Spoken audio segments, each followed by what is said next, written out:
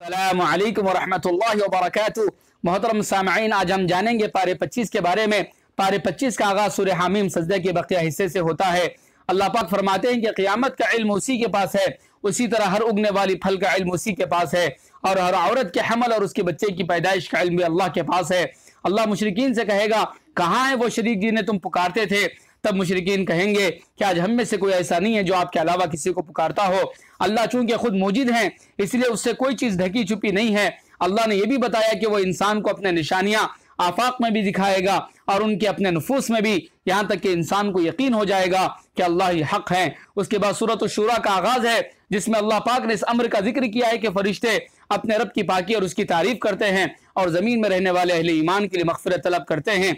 इन आयात से मालूम होता है कि अल्लाह अपने मखलूक पर किस दर्जा मेहरबान है कि उसके नूरानी फरिश्ते जहां अल्लाह की पाकी बयान करते हैं, वहां अल्लाह के हुक्म से अहले ईमान के लिए दुआए मगफिरत भी करते हैं।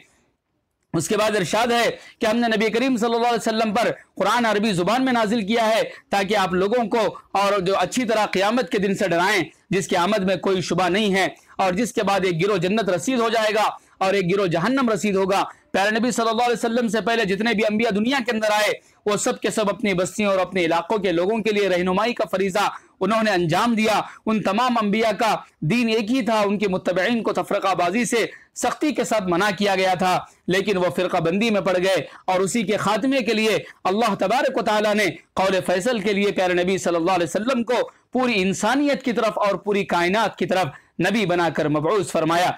मजीद इरशाद है कि जब क़यामत का दिन आएगा तो आप उस दिन जालिमों को अपने बदआमालियों की वजह से खौफजदा देखेंगे और उसका वबाल उन पर आके रहेगा, और जो लोग ईमान लाए और उन्होंने अच्छे अमल किए वो जन्नत के बागात में होंगे। नबी करीम सल्लल्लाहु अलैहि वसल्लम को तलकीन की गई कि आप ऐलान फरमा दें कि मैं दीन की दावत के सिलसिले में लोगों से किसी अजर का तलबगार नहीं हूं, लेकिन मैं इतना जरूर चाहूंगा कि मेरे अज़ा व अकारिब के साथ भला सलूक किया जाए।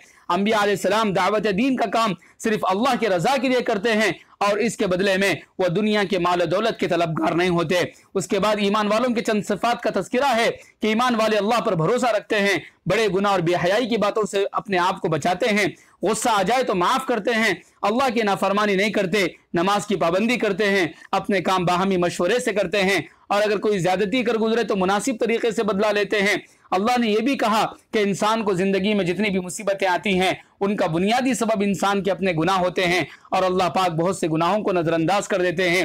नीज फरमाया कि औलाद का देना या ना देना सिर्फ अल्लाह का इख्तियार है, वो चाहे तो बेटा या बेटी दोनों दे दे या चाहे तो कुछ भी ना दे। सूरत शुरा के बाद सूरत ज़ुखरुफ का आगाज है। अल्लाह पाक इरशाद फरमाते हैं कि इस कुरान को अरबी में उतारने की वजह यह है कि अहले अरब इस जुबान को जानते थे और इसको पढ़कर वो शऊर हासिल कर सकते हैं। नीज ये भी बताया गया कि अपने नुज़ूल से कबल कुरान मजीद लोहे महफूज में मौजूद था। ये सूरत ज़माने जाहिलियत के एक मकरूह सोच का तस्करा करके उसकी मजम्मत करती है कि बाज़ अरब बेटी की पैदाइश को मायूब समझते थे और जिसकी बेटी पैदा होती वो मुंह छुपाता फिरता था, और कुछ तो बेटी को जिंदा दफन करते थे। चुनाचे इस्लाम ने उससे मना फरमाया।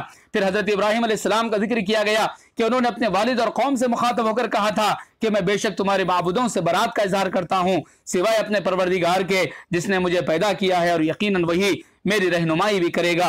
इस सूरत में अल्लाह पाक ने इस अम्र का भी जिक्र किया है कि ईसा अलैहिस्सलाम अल्लाह के बंदे थे जिन पर अल्लाह ने अपना इनाम किया था और उनको बनी इसराइल के लिए अपनी निशानी बनाया था। मजीद कहा कि हजरत ईसा क़यामत की एक निशानी है।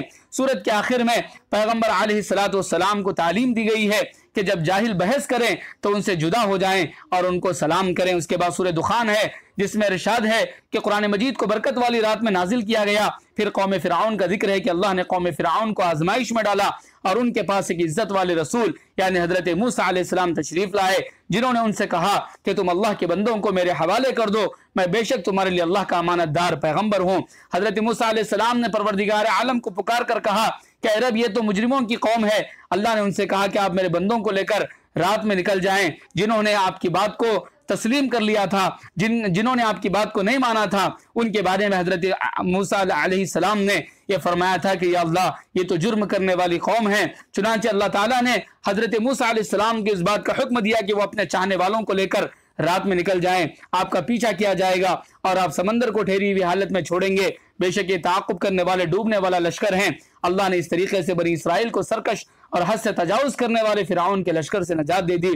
फिरौन की कितनी ही नहरें और बागात बनी इसराइल के लिए तरके में छोड़ गए और नेमतें और खजाने और उम्दा चीजें कुछ भी उनके काम ना आया। जब उन्होंने अपने बने बनाए घर बनी इसराइल के छोड़े तो उन पर ना जमीन में कोई रोया और ना आसमान में कोई रोने वाला बाकी था। उसके बाद सूरह जासिया, इसमें अल्लाह ने अपनी बहुत से निशानियों का जिक्र फरमाया है कि जमीन और आसमान में निशानियां ईमान वालों के लिए और इंसानों और जानवरों की तख्लीक में निशानियां हैं यकीन रखने वालों के लिए। आगे इरशाद है कि हमने बनी इसराइल को किताब हिकमत और नबूवत दी और पाकीज़ा रिज़्क़ भी दिया और दोनों जहानों पर उनको फजीलत दी। फिर अल्लाह ने शरीयत को बनी इसराइल से लेकर प्यारे नबी सल्लल्लाहु अलैहि वसल्लम के सुपुर्द कर दिया और आपको भी तलकीन की कि आपने यहूदी नसारा की ख्वाहिशात को अहमियत नहीं देनी है और अल्लाह के अहकामात की पाबंदी करना है। आखिर में क़ियामत का तज़किरा किया गया कि क़ियामत हक़ है और कायम होकर रहेगी। उस दिन अल्लाह मुनकिरीन क़ियामत को ऐसा ही फरामोश कर देंगे जैसे वो दुनिया में क़ियामत को फरामोश किए हुए हैं और ये सज़ा उनके लिए अल्लाह की आयत को मजाक उड़ाने की वजह से है।